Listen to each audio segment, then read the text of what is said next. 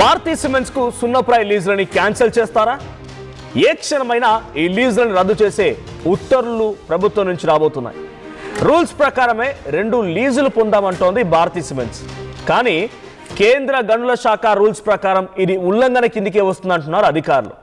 Bharati cements, ACC, Ramco లీజులను కూడా ఇదే మాదిరిగా రద్దు చేసే అవకాశం కనబడుతోంది. 2015లో ఎన్ఎండిసి తెచ్చినటువంటి కొత్త రూల్స్ని ఉల్లంఘించింది భారతీ సిమెంట్స్. కడప జిల్లా కమలాపురం మండలంలో 509 ఎకరాలు, ఎర్రగుంట్ల మండలంలో 235 ఎకరాలలో సున్నప్రాయ లీజులను దక్కించుకుంది అప్పుడు భారతీ సిమెంట్స్. అప్పట్లో 2008లో రఘురామ్ సిమెంట్స్ పేరుతో లీజులు ఇచ్చినటువంటి వైఎస్ ప్రభుత్వం రఘురామ్ సిమెంట్స్ పేరుతో ఉన్న లీజులని ఇప్పుడు భారతీ సిమెంట్స్ దక్కించుకుంది. ప్రభుత్వం వద్ద ఈ విషయం భారతీ సిమెంట్స్ దాచిపెట్టింది. 2015లో మేజర్ మినరల్స్ విషయంలో ఎన్ఎండిసి కొత్త రూల్స్ని తీసుకొచ్చింది. ఇకపై దరఖాస్తు ద్వారా లీజులు ఇవ్వడం కుదరదు, కేవలం ఈవేలం ద్వారా లీజులు ఇవ్వాలని నిబంధనని జారీ చేసింది.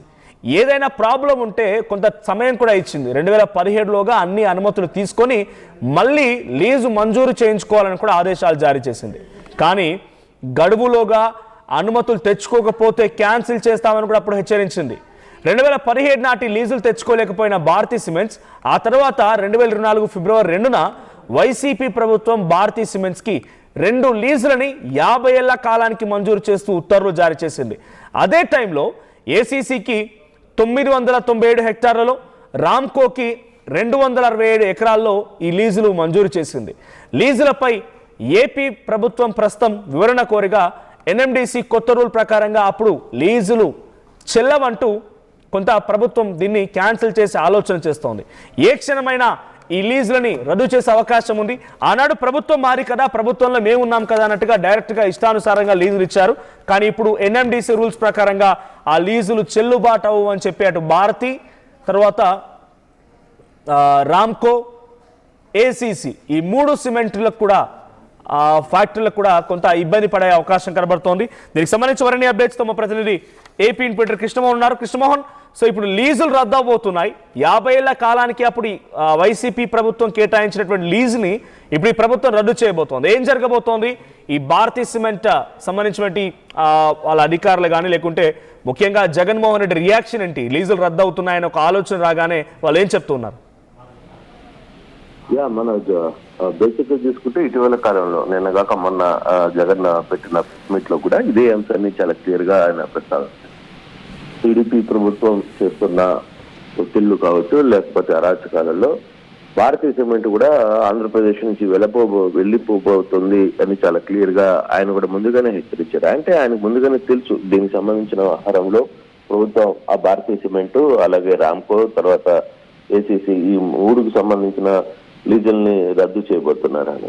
అయితే ఈ వ్యవహారం మీద మొదటి నుంచి కూడా సెంట్రల్ గవర్నమెంట్ రూల్స్ ఏదైతే ఉన్నాయో, సెంట్రల్ గవర్నమెంట్ రూల్స్ కి సంబంధించి 2015లోనే సెంట్రల్ గవర్నమెంట్ రూల్స్ కొన్ని వచ్చాయి.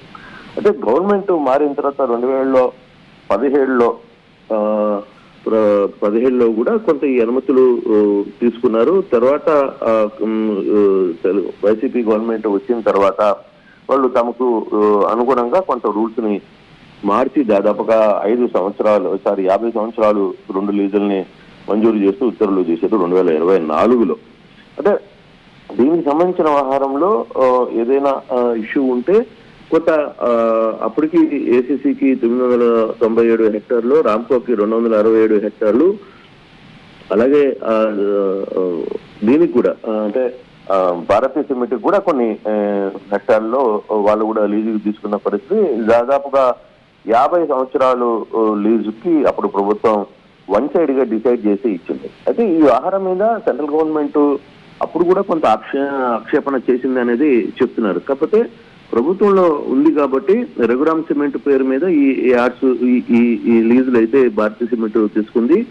దీనికి సంబంధించి పూర్తిగా కూడా ఎర్రగుంట మండలం, అలాగే కడప జిల్లా కమలాపురం మండలం ఈ రెండిట్లో కూడా దాదాపుగా 735-740 ఎకరాలకు సంబంధించిన లీజుని పర్మిషన్స్ ని 2024లో ప్రభుత్వం చివరిలో దీన్ని 50 సంవత్సరాలకి ఓకే చేస్తూ లీజులు కూడా ఇచ్చిన పరిస్థితి అయితే ఉంది. అయితే ఇప్పుడు దీని నామ్స్ పూర్తిగా కూడా విరుద్ధంగానే ఉన్నాయనే చెప్పింది. దీనికి కొంత టైం ఇచ్చింది. అయితే ఈ టైం ఇచ్చిన తర్వాత కూడా వీళ్ళు కోర్టుకు వెళ్లి ఆశ్రయించే పరిస్థితిని చేశారు.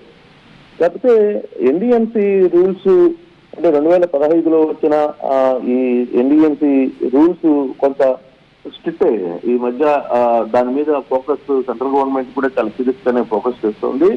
అన్ని రాష్ట్రాలకు సంబంధించిన, నాట్ ఓన్లీ ఆంధ్రప్రదేశ్, అన్ని రాష్ట్రాలకు సంబంధించిన దాంట్లో కూడా ఈ ఎన్డీఎంసీ రూల్స్ సెంట్రల్ గవర్నమెంట్ పూర్తిగా కూడా మార్చిన నేపథ్యంలో బహుశా ఇప్పటికీ ఒక నివేదిక కూడా ఇచ్చేసింది. ఇప్పుడున్న రాష్ట్ర ప్రభుత్వం దీంట్లో కొన్ని అంటే అనుమతులు ఇవ్వడం పట్ల, లేకపోతే ఎన్ని సంవత్సరాలు ఒకరికి అనుమతులు ఇవ్వడం పట్ల ఉన్న రూల్స్ కావచ్చు, లేకపోతే ఆ నిబంధనలకు విరుద్ధంగానే వీళ్ళు అనుమతులు ఇచ్చారు అనే ఒక డేటా క్లియర్ ఫైనల్ ఇచ్చేశారు. సో దాంతో ఇక భారతీయ సిమెంట్ కావచ్చు, రామ్కో కావచ్చు, ఏసీసీకి సంబంధించిన ఆహారాల్లో కొంత ఇబ్బందులు జరగబోతున్నాయి అనేది క్లియర్ గానే ముందుగానే ఊహించారు. అంటే బేసిక్ గా నేను జగన్ కూడా ప్రస్తావన చేస్తూ భారతీయ సిమెంట్ లాంటివి కూడా ఇక్కడ నుంచి వెళ్ళిపోతున్నాయి, ఆంధ్ర నుంచి పరిశ్రమలు ఉండవు, ఇక పరిశ్రమలు కావు అని చెప్పిన నేపథ్యం కూడా దాని డైరెక్ట్ గా గత ప్రభుత్వంలోనే ఈ లీజులు మంజూరు చేసిందన్నట్టుగా తెలుస్తున్న నేపథ్యంలో దాన్ని 2017 వరకు మళ్ళీ ఏమైనా చేంజెస్ కనుక ఉంటే చేసుకోండి అని చెప్పడంతో 2024 వాళ్ళ ప్రభుత్వం కొంత దిగిపోతుందనే సమయానికి మళ్ళీ లీజుకి సంబంధించి జరిగినప్పుడు, సో వైసీపీ ప్రభుత్వంలో జరిగినటువంటి లీజులకు సంబంధించి అక్కస్ అనుకోవాలా ఇప్పుడు? అంటే ఈ రాజకీయ కోణం ఏమైనా కనబడుతోందా? ఉంటుంది, అంటే రాజకీయ కోణం ఉండొచ్చు అందులో. అంటే ఇప్పుడు ప్రభుత్వం ఏం చెప్తుంది, ఈ ఆహారం మీద పూర్తిగా కూడా వాళ్ళదే, మా బాధ్యత కాదు, అది సెంట్రల్ గవర్నమెంట్ తీసుకున్న నిర్ణయం, దాని ప్రకారమే రూల్స్ ఫామ్ చేస్తున్నాం అనేది ఉంటాయి. బట్ కానీ ఎక్కడో దగ్గర కొంత పొలిటికల్ ఎజెండా అయితే డెఫినెట్ గా కనబడుతుంది, దీంట్లో వేరే ఆలోచన ఏం లేదు. బట్ ఉన్న ఆహారాన్ని అంటే సెంట్రల్ గవర్నమెంట్ ఇచ్చిన రూల్స్ కేవలం ఈ 3 వీటికే ఉంటాయా? ఆ తర్వాత ఇటీవల కాలంలో జరిగిన ఆహారాల్లో ఏ విధంగా ఉండబోతుంది అనేది కూడా జరగబోతుంది. డెఫినెట్ గా దాని మీద కూడా కొంత చర్చ వచ్చే పరిస్థితి అయితే కనబడుతుంది. వీళ్ళు అనుకూలంగా ఉన్న కొన్ని కంపెనీలకి ఎలా ఇచ్చారు, లేకపోతే వాళ్ళని ఏ విధంగా చేయబోతుంది. దీంట్లో ఇప్పుడు మైహోమ్ కి కూడా కొన్ని కర్నూలు జిల్లాలో కొన్ని భూములు ఉన్నాయి, కొన్ని ల్యాండ్స్ ఉన్నాయి. ఆ ల్యాండ్స్ కి సంబంధించి మైహోమ్ కూడా అక్కడున్న కొన్ని రైతులను ఇబ్బంది పెట్టి కొంత వ్యవహారాన్ని నడిపే ప్రయత్నం చేసింది. అక్కడ రైతులు కూడా పెద్ద ఎత్తున ధర్నాలు చేశారు ఇటీవల కాలంలో. వాళ్ళు ఇప్పటికీ మా ఊళ్ళలో మేము ఉండలేని పరిస్థితి అయింది, అసలు వాళ్ళకి సంబంధం లేని భూములు కూడా ఆక్యుపై చేసుకుంటున్నారు మైహోమ్ అని కూడా వాళ్ళు మాట్లాడుతున్న పరిస్థితి. సో అటువంటి సిచ్యువేషన్ ఉన్నప్పుడు వాళ్ళకి మరి ఎటువంటి యాక్షన్స్ తీసుకుంటారనేది చూడాలి.